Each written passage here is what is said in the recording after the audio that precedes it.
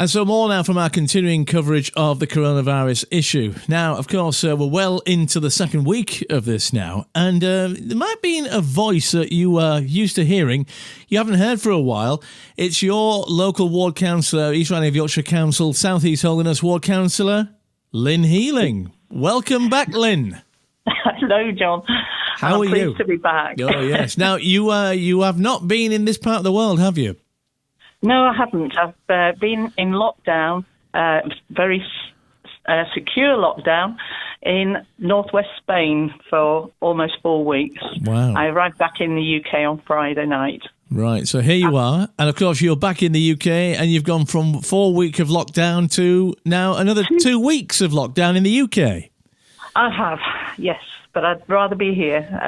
I know we can't see our families and things like that, but at the end of a telephone or iPad, I just feel more secure here. Well, it's great to have you back in our part of the world, certainly. You can obviously give us a unique aspect and of exactly what it's like, because in Spain, the lockdown has been more severe than we've got at the moment in the UK. A lot more severe, and it was very, very frightening. It certainly became that way when we made a bolt for it, and it was a 28-hour journey to get home. How did you get back then? Was it by flight or by road? No, by road, because we actually drove, and we had our 2 little dogs with us as well. So there was no option. We had to drive to get out.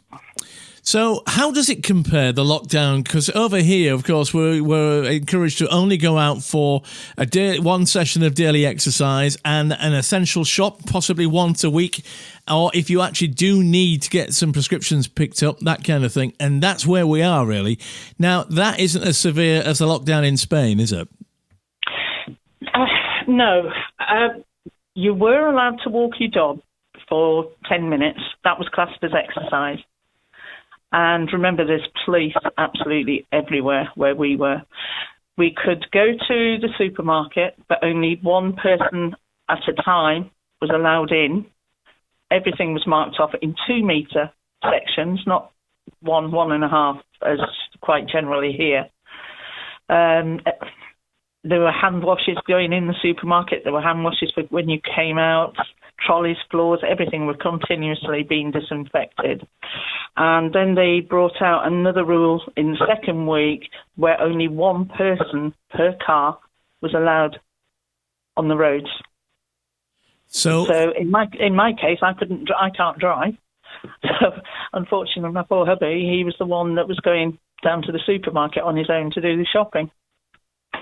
So do you get the sense of, obviously you've lived through that in Spain, now back in the UK, and it's very difficult to say what's going to happen beyond today in this situation at the moment, I guess, isn't it?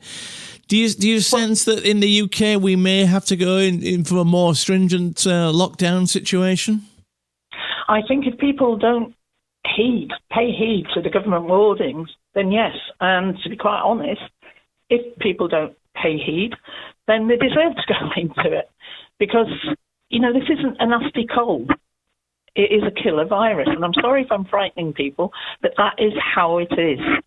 And by staying at home, by listening to the government regulations, you're looking after yourself, your families, and other people. It really is serious out there.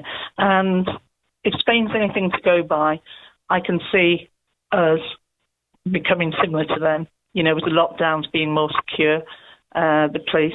That's another thing, John. I believe it's only a £30 fine in the UK. Yeah, I think that's right, yeah.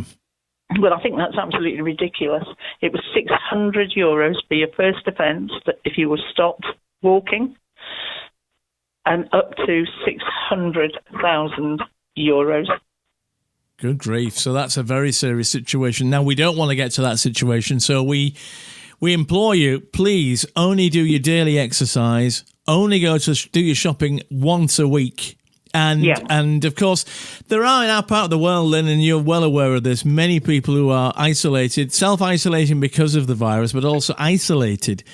And there is a fantastic East Riding helpline number, 01482 393919. If you need help having shopping picked up, your prescriptions picking up, or you just want to hear a friendly voice on the end of the phone, ring that number and a friendly voice will be there. Now you're back in the UK, you're already you're getting involved in talking with people, aren't you? Yeah, I am involved. I've been phoning people around that have texted me, and people are struggling with emotional and mental issues at the moment. Now, anybody can contact me.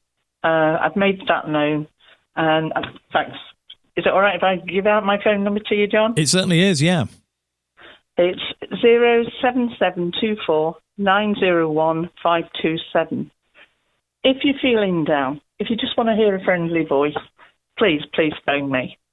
But the number John's just give you as well, they will help you. They will direct you to the right people, and you don't have to be totally alone. There's always somebody out here to speak to you. Now, of course, although you have been in Spain, you've been in regular contact with your council ward colleagues, Paul Whitehead and Dave Tucker, every day, haven't you? Yes, yeah, every evening at 7 o'clock we had a conference call. They're doing an absolute superb job, and I'm so proud of them. Jane Lendick at Shores, of course. I just wish that I was more hands-on, but I will be. I'm just trying to count the days in my head. I think it's about 10 now. I will be out there helping again. But in the meantime, for my own safety and your safety, I have to stay in. Please contact me if you've got any queries.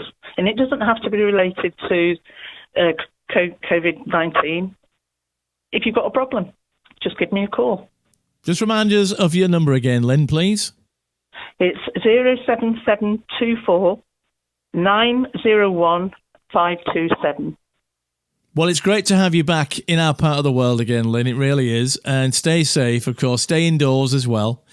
Yeah. And if you don't mind, we'll talk to you every few days on Seaside FM as well. And you can, from your unique perspective, because you know people as well, you can give us your unique views on how things are going.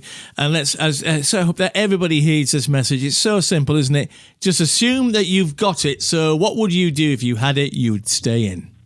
Yes, and please listen. I don't want this country to become locked down like Spain and Italy. Because that is what will happen, and we'll have no freedom whatsoever. So please stay at home and look after yourself. A very great message, and stay safe, Lynn, and thanks for talking to us. It's 105.3 Seaside FM. Cheers, John.